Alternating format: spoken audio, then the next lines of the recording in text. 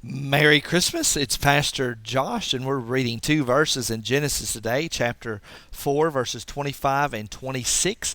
And we see that God replaces Abel. Abel was killed by Cain, and now God provides to Eve somebody to replace Abel. Not ultimately to replace who he was and in what he did, but to fulfill the promise that God had given to Eve in particular. And Adam knew his wife again, and she bore a son and called his name Seth.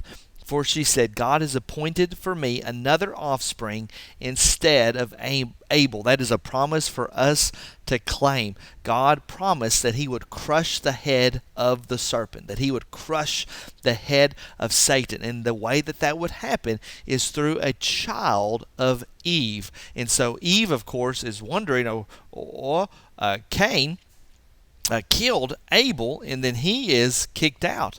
And who is going to replace?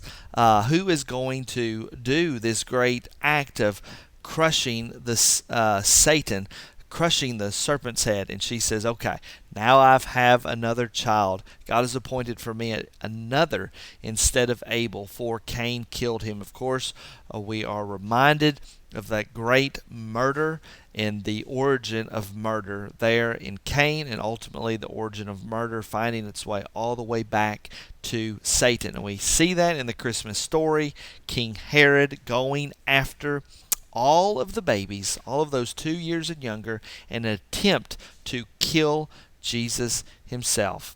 Then we're told to Seth also a son was born, and he called his name Enosh. And at that time, people began to call upon the name of the Lord. And right here, I think since it is Christmas, I'd like to point out here that to Seth also a son was born. This is the same lineage that's given to us in Luke. Luke chapter 3, verse 23 says, Jesus, when he began his ministry, was about 30 years of age, being the son, as was supposed, of Joseph, the son of Heli, and then many verses in between. Then we come to verse 38, the son of Enos, the son of Seth, the son of Adam, the son of God. So that great promise there, God did indeed appoint another one, and we know from Seth would ultimately come Jesus Christ, and he would be the one that would crush the head of Satan when he died on the cross and rose again. And then right here, what a beautiful phrase, especially for us to close as we are celebrating Christmas.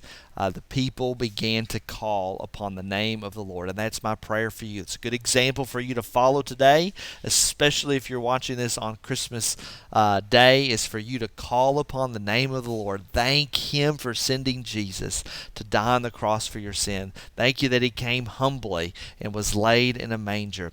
Pray that has been a blessing to you, and I pray that you have a very Merry Christmas.